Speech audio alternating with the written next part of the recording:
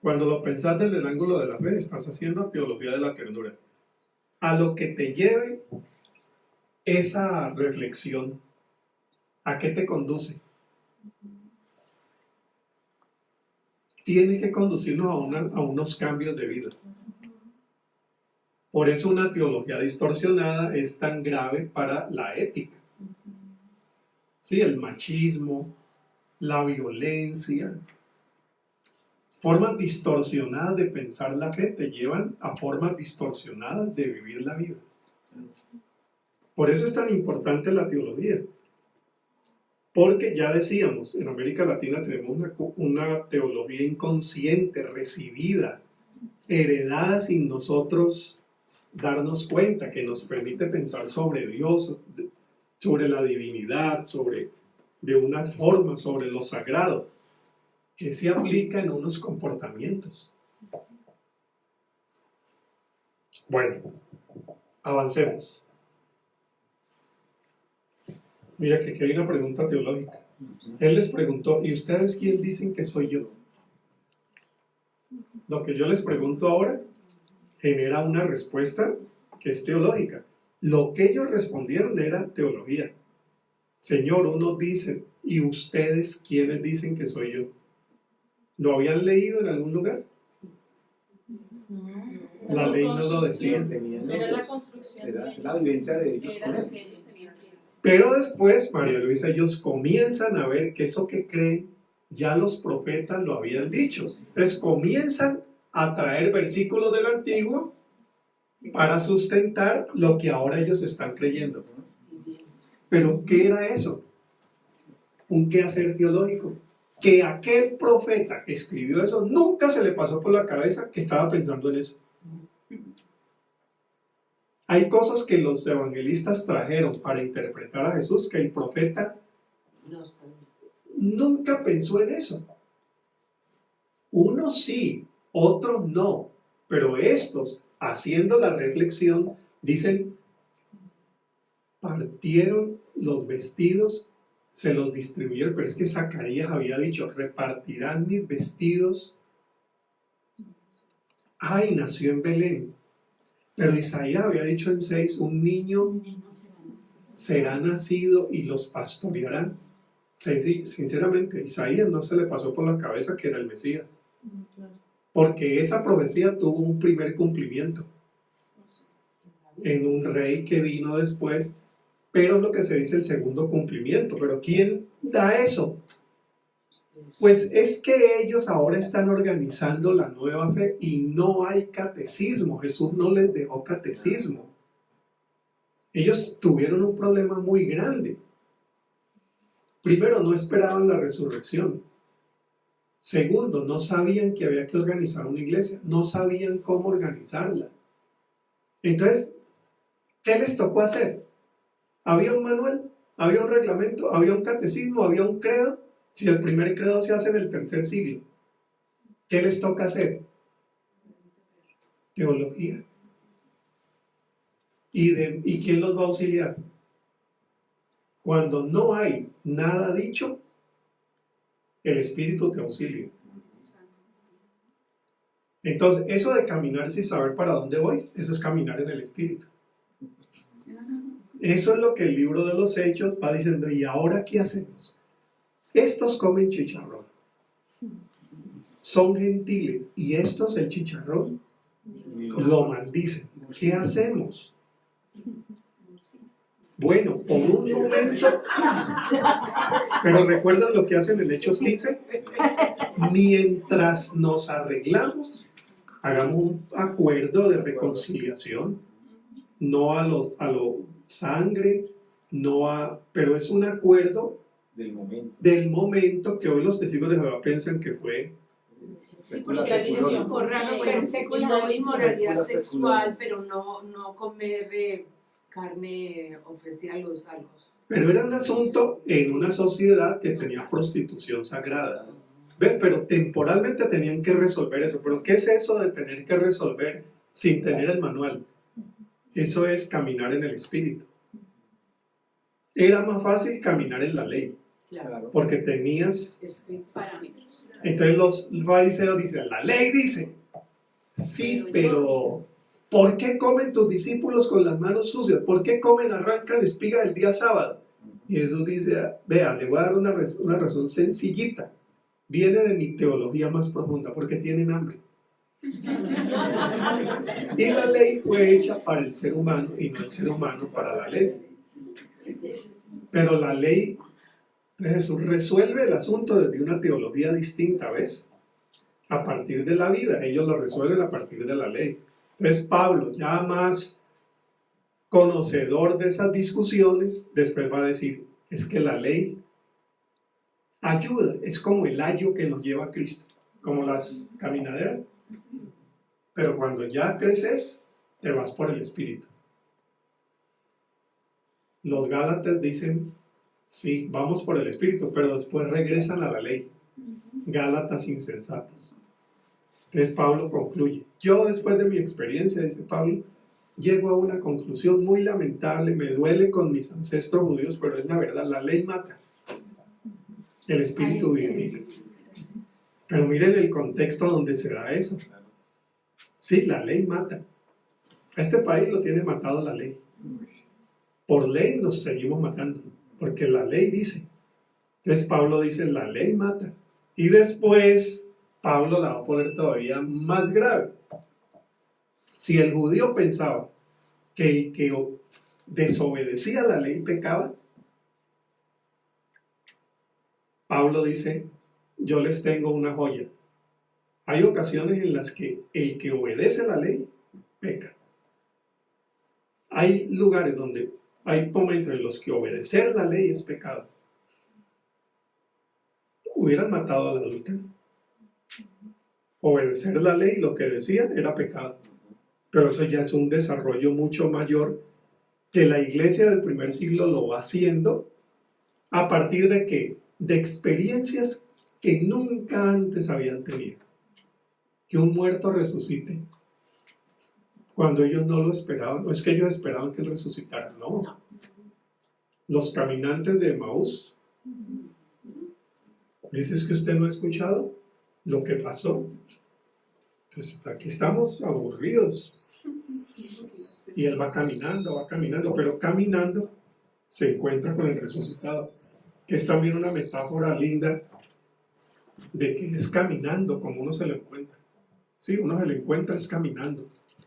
Cuando vas prendido de tanta seguridad, el reglamento dice, la plantilla dice, mi mamá lo hizo, en la iglesia lo hacían, vas planillando la vida y el espíritu se te queda. Pero cuando te soltas, y termino aquí, porque este es todavía mejor.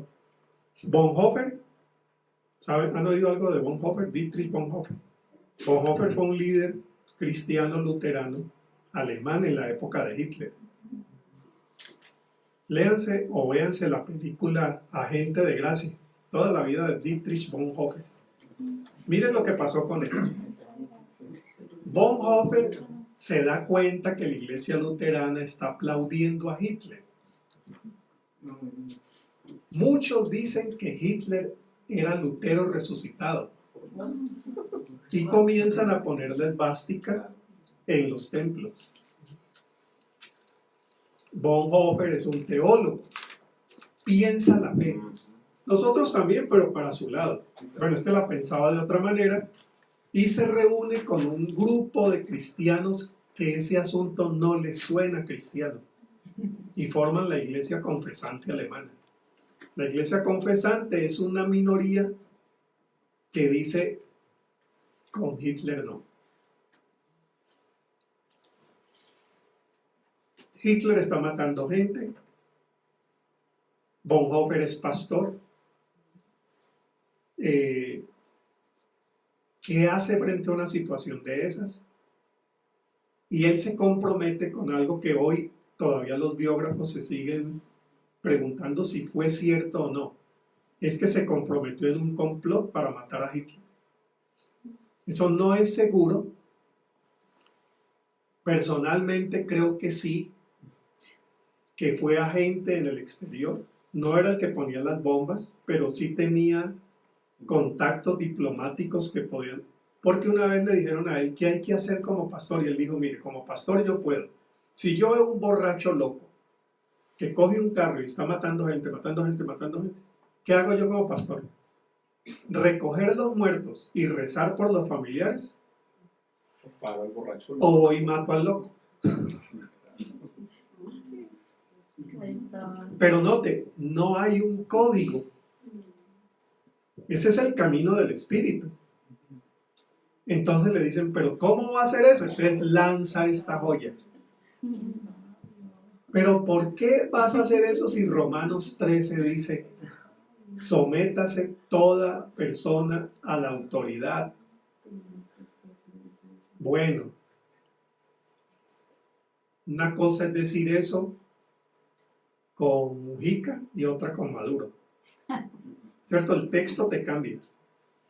Sométase toda persona a la autoridad, porque toda autoridad ha sido... Eso en Venezuela. Entonces, ahí está Bonhoeffer. Entonces, sí, pues usted es muy fácil, dice Bonhoeffer. Cogen Romanos 13 y dice que sigamos la palabra de Dios. Y no hacen nada. Pero, ¿sabe? La joya viene aquí. Dios no me mandó a obedecer su palabra. Dios me mandó a hacer su voluntad. Dura, ¿cierto?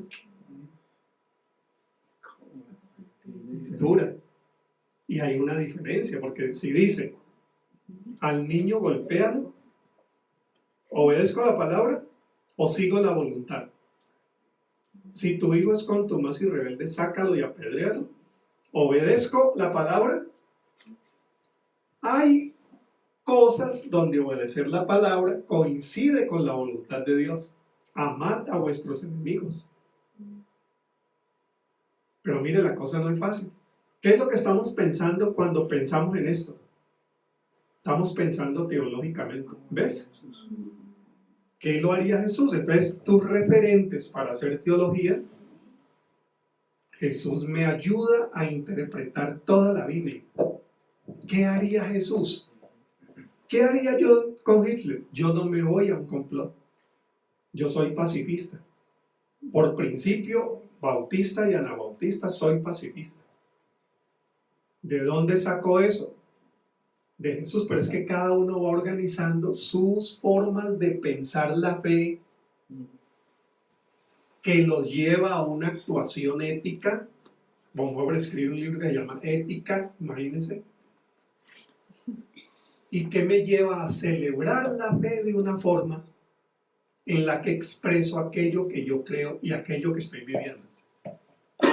Nos quedamos con lo que dice el versículo, que la fe viene por el oír, y oír la palabra de Dios. Sí. Pero la palabra de Dios todos piensan que es el texto bíblico, y el Espíritu no es palabra de Dios. Pero mira, esas son preguntas teológicas. Pero es cierto que no hay una respuesta, porque yo no vengo a darles una respuesta. Venimos a abrir las ventanitas y usted decir, pues esto que estás diciendo allá viéndolo bien y yo lo aplico en mi iglesia o en mi casa o en mi trabajo, pues yo me doy cuenta que esto me podría ver. ¿Qué estás haciendo? Pensando tu fe y tu manera de vivir. ¿Eso cómo se llama? Teología. Eso se llama reflexión teológica, porque es pensar lo que crees, para no dejar que otro te lo piense y te dejaron pues repitiéndolo. No, mejor déjeme, yo la pienso, porque es que mi condición es tan distinta. Bueno, esta se pone mejor. Entonces, yo me inventé esta ilustración. Gracias. Bueno, gracias. Es sencilla y cortita, pero espero que les ayude porque redondea lo que estamos diciendo.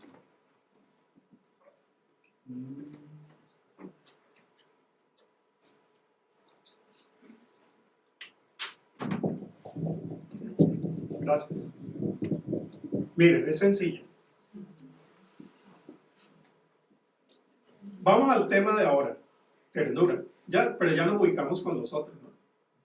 Política, arte, el de arte me gustó, salió muy bien. Entonces miren lo siguiente.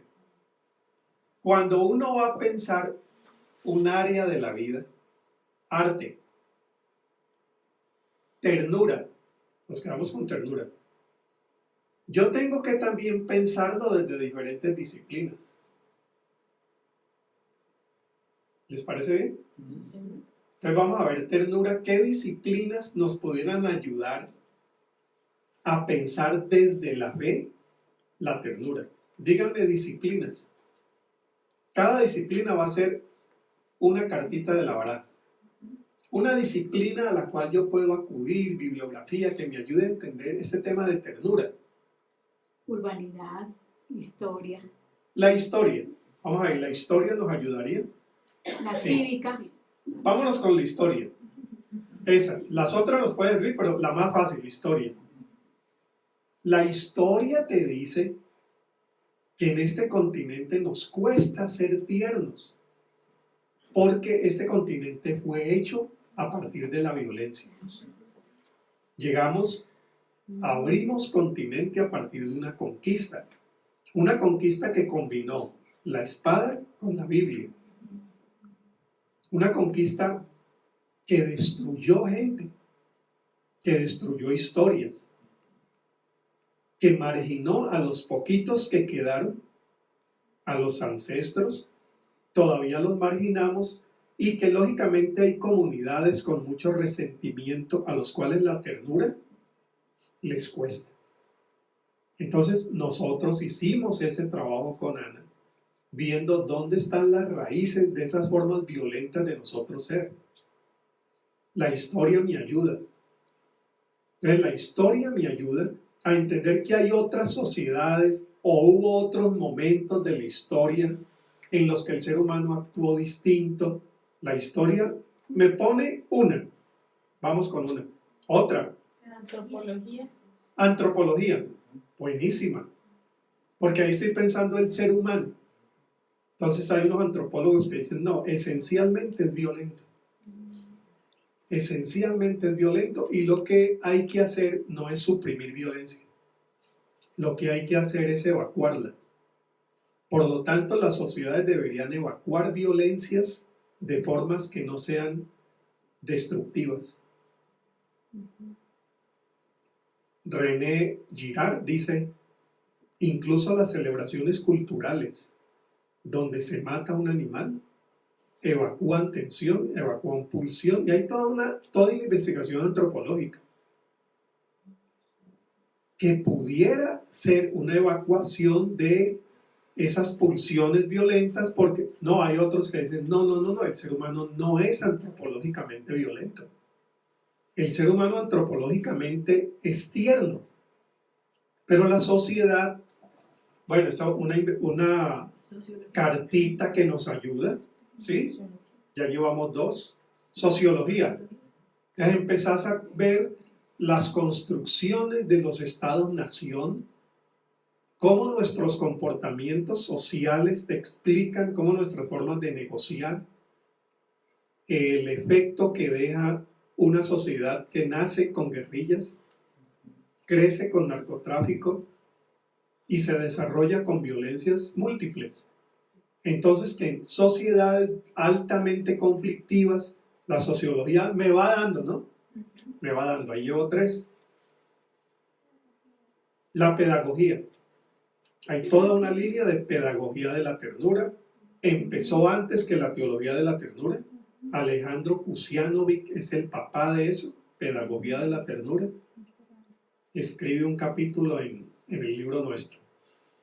La pedagogía te dice, pues bueno, es que si vamos a hablar de crianza con ternura, fíjese también en pedagogía de la ternura, porque se nos enseñó que la letra con sangre entra. Hemos tenido una educación violenta, a base de miedo. Si yo les cuento todas las cosas que nos pasaban en la década de los 60, en la escuela, yo cuento eso y me siento como primitivo por allá, se ríen, ni les cuento ya a ustedes. Todo lo que nos hacían en la escuela. Entonces la pedagogía te dice, habría que construir unos modelos. Paulo Freire habló de una pedagogía de la tolerancia, de la esperanza. Entonces se construye, bueno, pedagogía. Otra, psicología. Claro, es que las heridas que ha dejado un conflicto las experiencias tempranas. Hicimos una investigación, pues World Vision, hicimos una investigación con la universidad, no recuerdo el nombre, en Argentina, en Buenos Aires, sobre qué efecto tiene. Eso está en internet gratis. ¿Cuál es la repercusión que tiene una experiencia adversa en la niñez de violencia, en el desarrollo laboral y en el desarrollo académico? ¿Cómo rinde un trabajador que no ha sido agredido y uno que sí? ¿Y cómo rinde en la universidad el que fue agredido y no? Hay una... Entonces la psicología te ayuda a proponer, te investiga, listo. Podríamos seguir con otros, pero paremos ahí. La filosofía. Entonces, si le decimos, Pastor William, háblenos de la ternura, y él se va por el lado de la historia, ¿hace bien? Claro. Sí. Después le invitamos a otra conferencia y nos habla su especialidad, la psicología. ¿Hace bien? Sí. Sí. Antropología. Es decir, y no nos habla de la fe. Esto está bien, pero le está faltando algo. Porque yo le digo, William, venga y háblenos como creyente. Ya habló como psicólogo y ya habló como historiador, como antropólogo. Háblenos desde la fe. Entonces, él va a hablar desde la fe.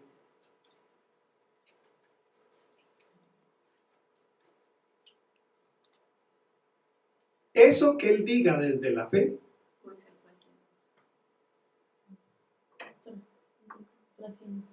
eso que él diga desde la fe, ese esfuerzo que él hace, esa construcción que él hace, ese esfuerzo que hace desde la fe, es teología de la ternura. ¿Pero desconoce las otras? No. Entonces William lo que está haciendo al combinar estas disciplinas es lo que se llama técnicamente teología interdisciplinaria y contextual. Ese es todo el cuento de la teología interdisciplinaria. Que para hacer teología y para pensar ese ámbito humano desde la fe, usted no puede incluir solo la fe. Claro, la fe no le puede faltar, pero no puede ser solo la fe. Entonces, cuando dialoga con estas otras, ¿cómo se llama eso? Interdisciplinaridad en teología. Para que corche el pastor el domingo. Se llama interdisciplinaridad en la teología. En América Latina hubo problemas con esto. Porque los primeros que comenzaron a ser interdisciplinarios fueron los teólogos de la liberación. Entonces ellos dijeron, la fe, sí. Pero es que la sociedad, para entenderla, necesitamos acudir a la sociología. ¿Ves? Y la sociología de los 80 era ¿cuál?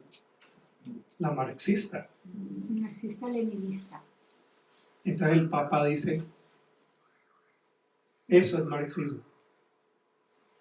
Y lo sanciona. Sanciona a Boff, sanciona a Sobrino. Los evangélicos sancionamos a los nuestros porque decíamos, eso es diálogo con el marxismo.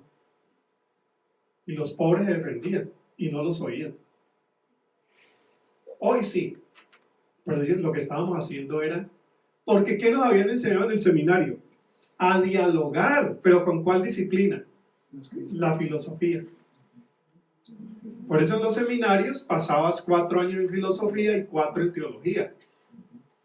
Pero dicen estos teólogos latinoamericanos, pero es que pensar la teología desde la filosofía occidental y encerrarla en un sistema de pensamiento también occidental, como si la realidad nuestra, pues la filosofía sigue.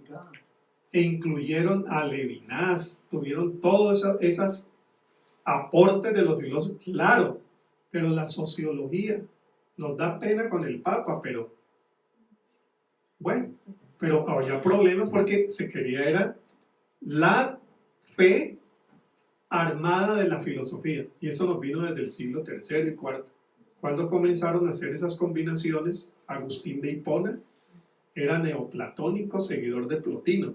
Entonces coge las categorías neoplatónicas y nos pone a pensar la fe en categorías neoplatónicas, que todavía las seguimos pensando así.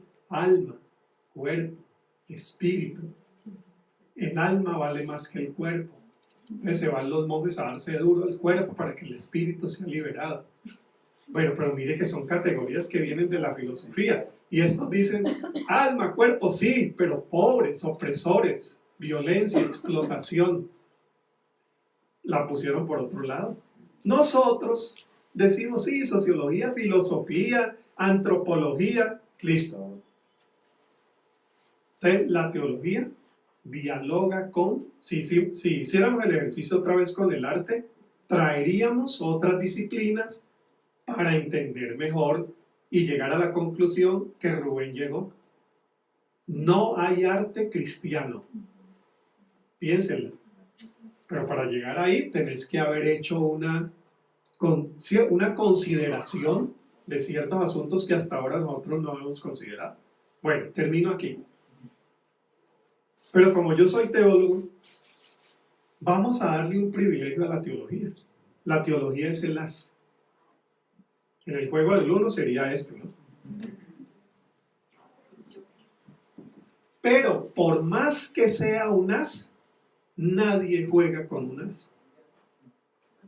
Ni siquiera con 7 ases. Te va mal. Por más que sea un as, necesitas la interdisciplinaridad, que es lo que hacen ustedes en el renuevo. Cuando yo cojo el as y desde el as hablo de toda esta vida, de lo que viene y de lo que fue, cuando trato de resolver toda situación humana a partir solo del as de la fe, háganme cualquier pregunta y yo le respondo solo con la Biblia. Eso se llama fundamentalismo teológico.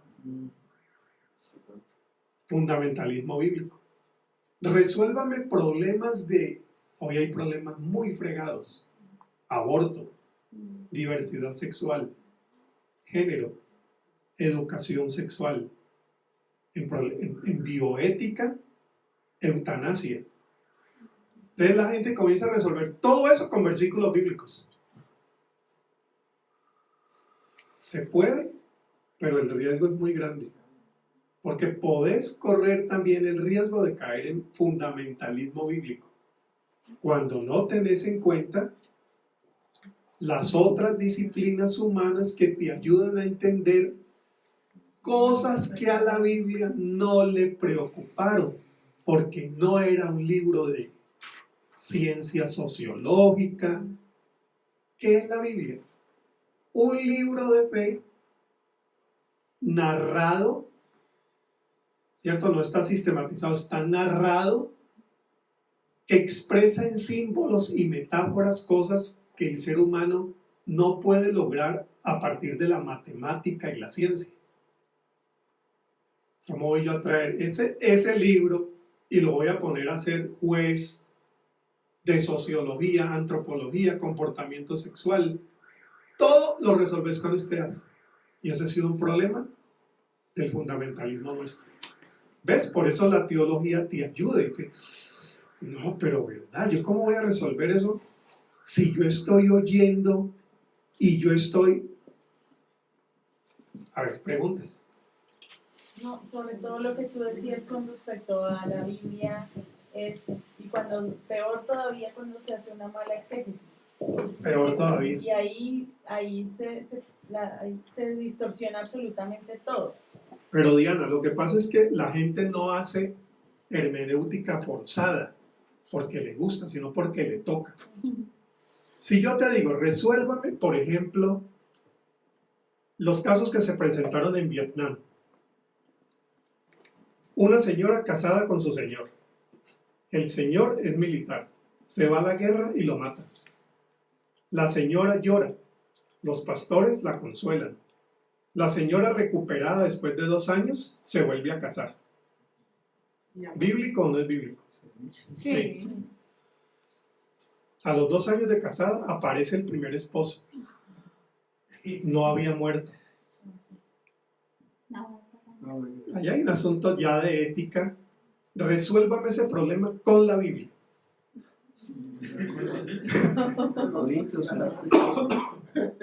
Bueno, Abraham tenía a Sara, tenía a la concubina. Pues esta, porque no puede tener dos. Entonces comenzás a hacer hermenéutica forzada, no porque quieran. Es que si te quedas solo con el texto, pues ahí tendrías que acudir a qué más. ¿La ley me podrá ayudar en esto? Pero tengo que acudir a la ley porque entonces ahora el patrimonio, mira que te vuelve. Yo no sé cómo resolvieron esos casos, pero son casos que ejemplifican que con la Biblia no poder resolver un asunto que a veces es del tráfico en una esquina. Eso no se resuelve buscando un versículo.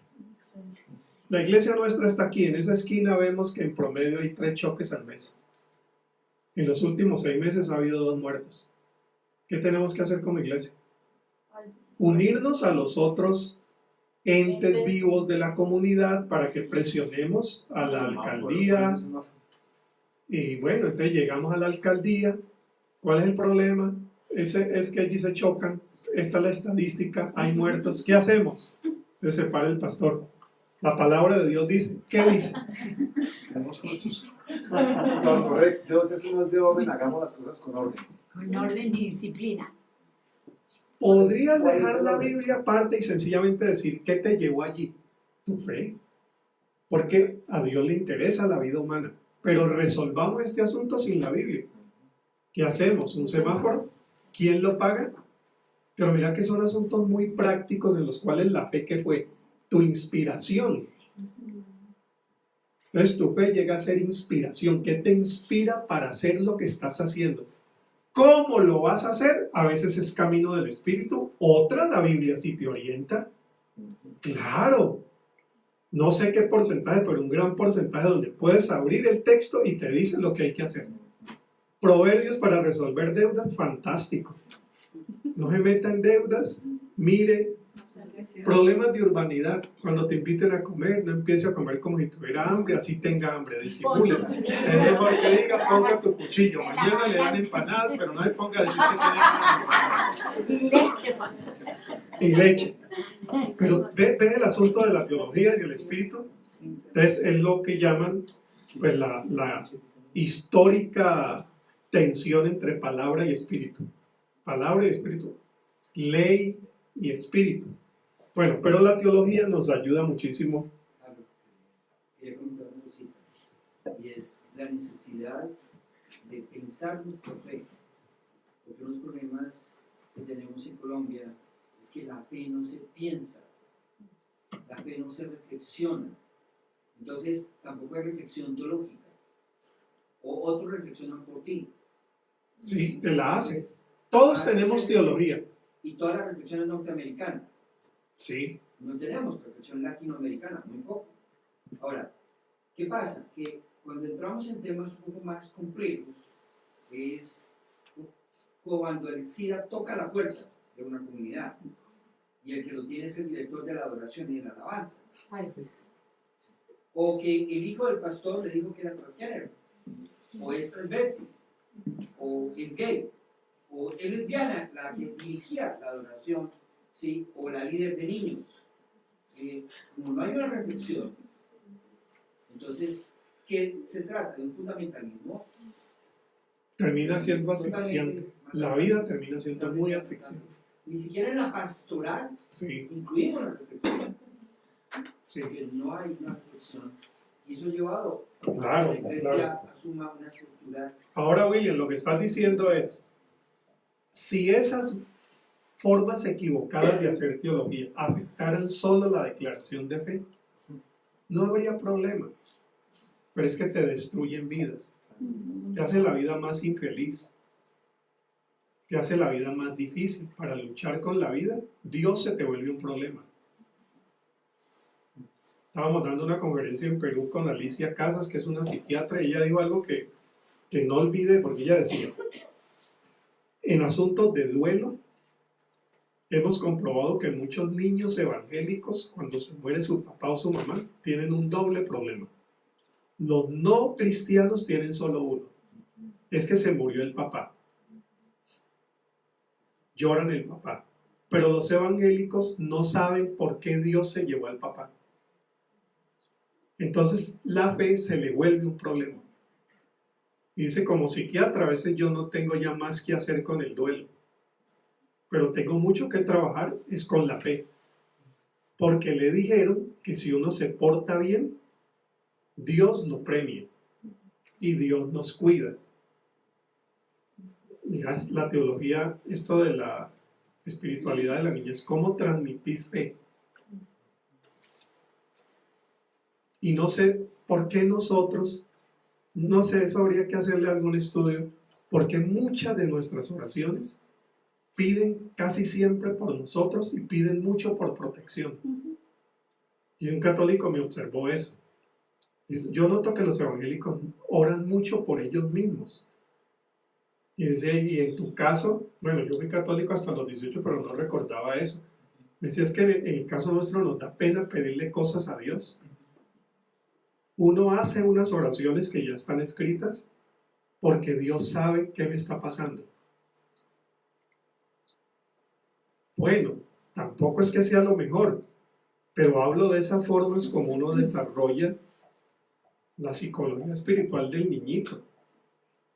Vamos a un paseo. Entonces, dialogo con mi esposa siempre, ¿por qué mejor no oramos? Señor, gracias por el día que nos estás dando. Podemos ir a este paseo. Tenemos este carrito, tenemos gasolina para ponerle al carro. Señor, hay gente que no puede ir. Oramos por los que no tienen cómo salir.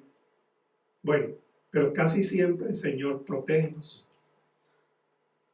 Que ningún atravesado se nos vaya a atravesar.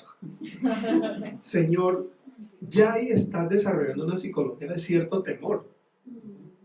No sé, son más inquietudes de papá, porque uno siempre está, y si te chocas y habías orado, el primero que te reclama eso es el niño. Sí. No, Ay, pero eso sí, pero eso no bueno. me ayuda. y si se muere. Sí, pero Yo ya le dije y no me ayuda. entonces, claro, ya nosotros tenemos a nuestro hijo estudiando economía, 21 años va a cumplir, y en estos días tenía un examen difícil, nunca ha perdido ningún curso, y estaba con uno como nunca lo habíamos visto. Entonces la mamá le dice, ore, ore, y la mira, y a sus 21 años respira y dice, aquí voy. ¿Y eso de qué me sirve?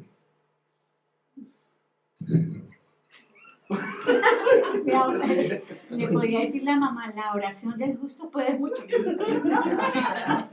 Pero ella después viene y me dice, ¿sabes qué me contestó? Me contestó eso.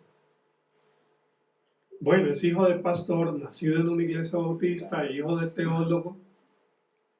Yo entiendo cómo el muchacho piensa, es que el muchacho, estos muchachos de hoy lo piensan de otra forma.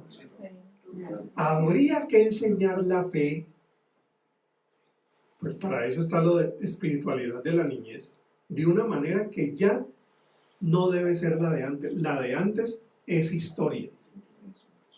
Hoy no, hoy hay otras lógicas.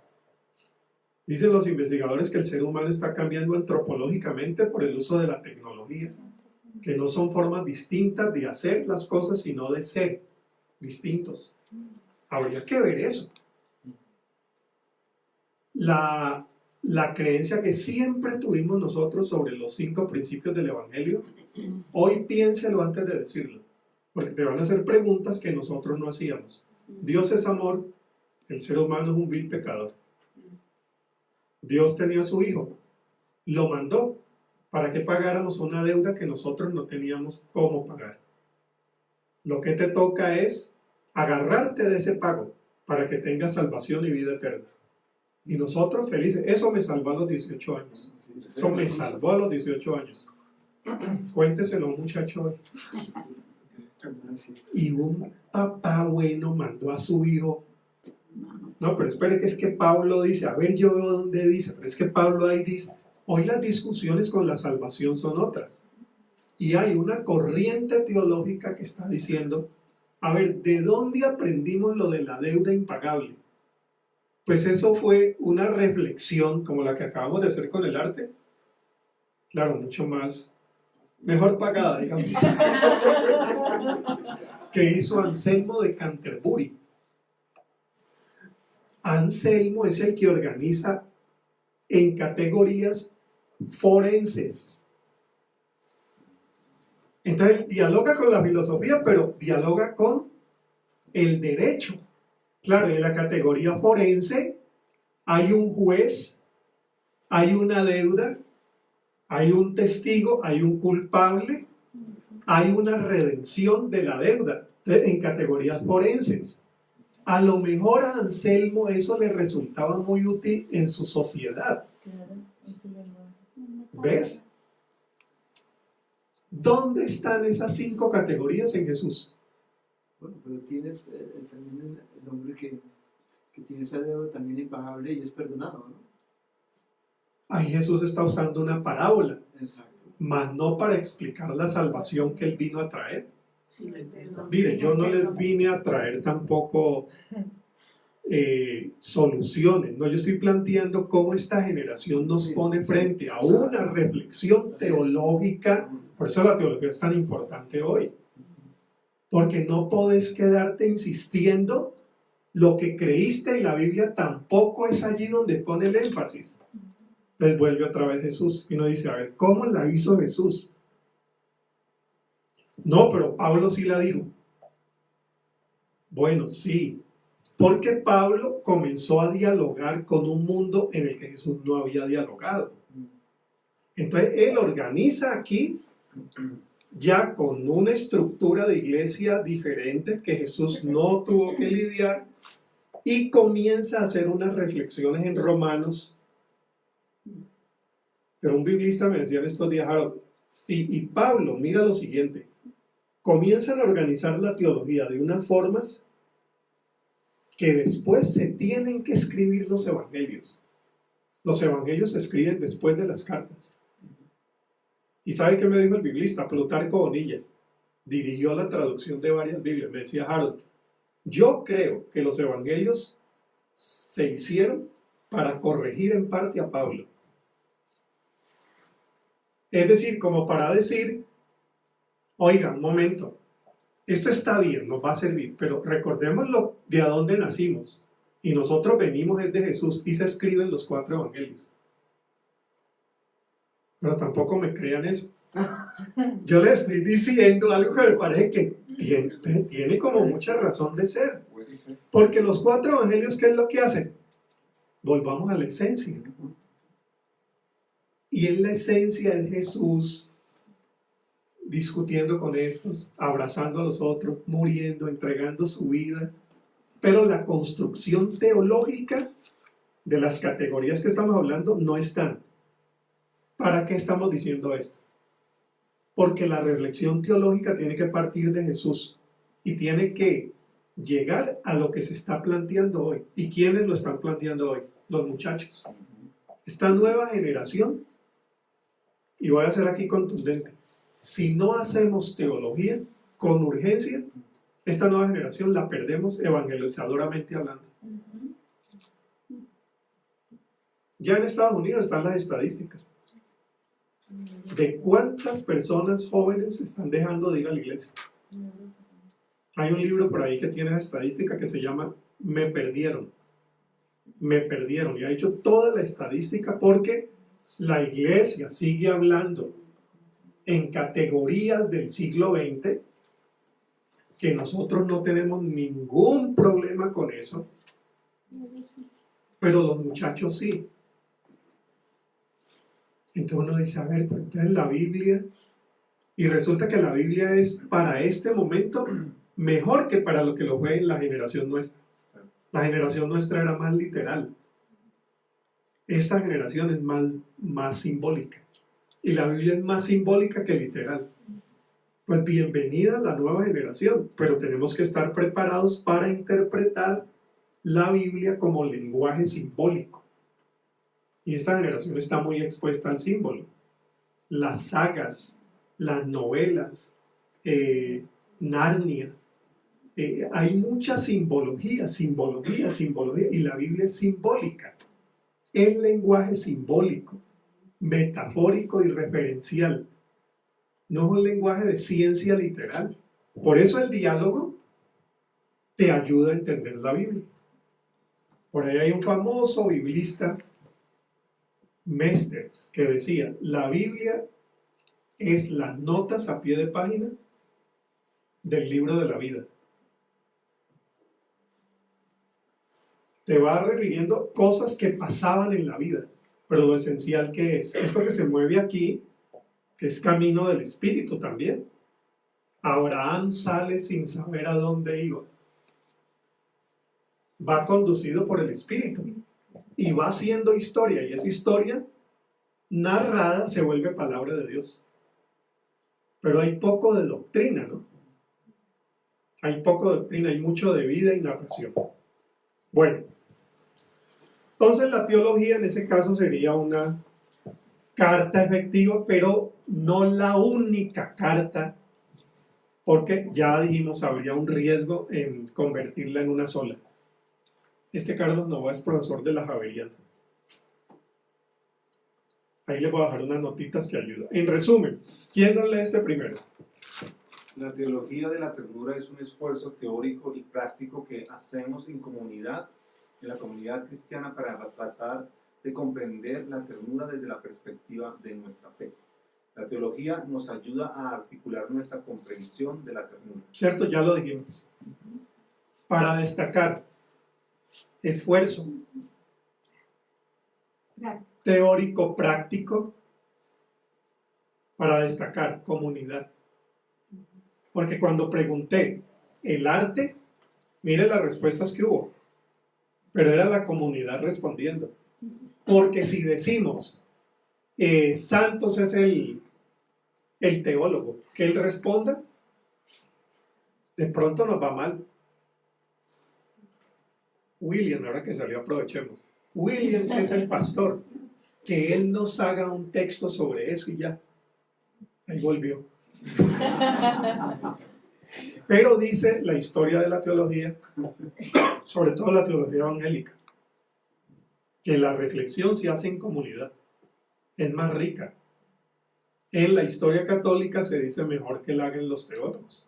Si la comunidad pregunta, ¿qué le decimos? Doctores tiene la Santa Madre Iglesia. Ellos responden, nosotros creemos. Segundo, ¿quién nos lee esto?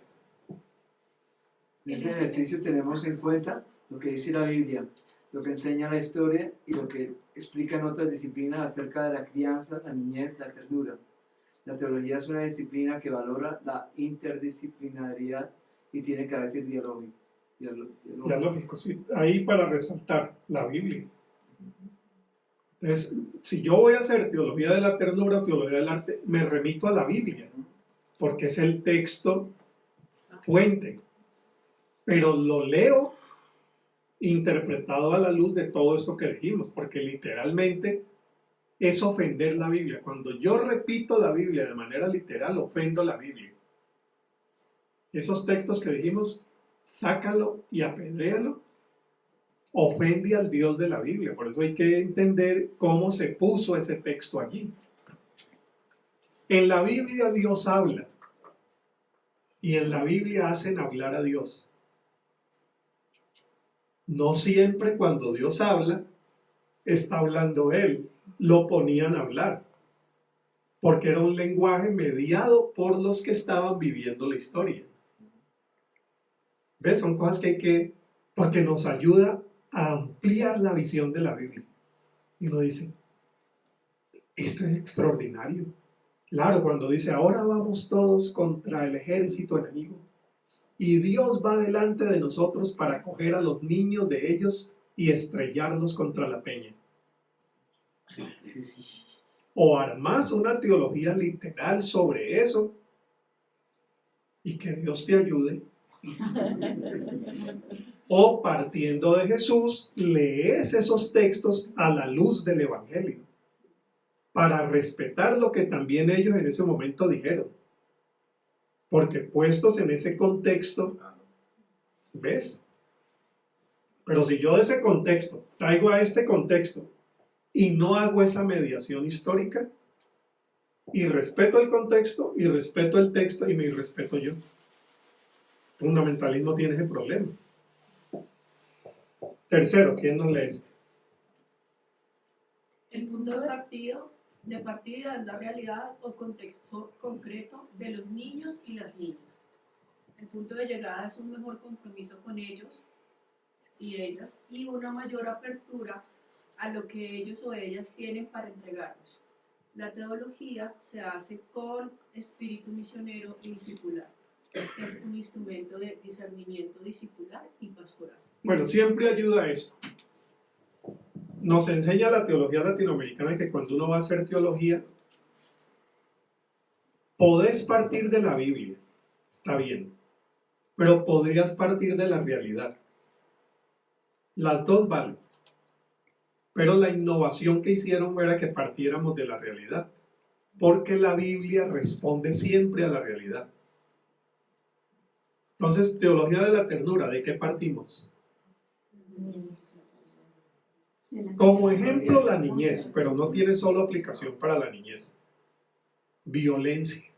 Partamos de esa realidad. 9%, 33% continente más cristiano. Violencia intrafamiliar y violencia intrafamiliar evangélica. ¿Cierto? Hay una investigación que llama Puertas Adentro para Bolivia, Ecuador, Perú y Colombia, que muestra que las estadísticas afuera no son peores que las de adentro. Que hay lugares donde sí, pero hay otros donde aún es peor adentro. Entonces partimos de esa realidad. Porque la fe es una respuesta a la vida. Jesús dice, la ley no fue hecha para el ser humano, sino... Perdón, el ser humano no fue hecho para la ley, sino la ley para servir, para beneficio, para bienestar del ser humano. Entonces, parta de la realidad. Tienen hambre. ¿Qué dice la ley? Usted partió de la ley.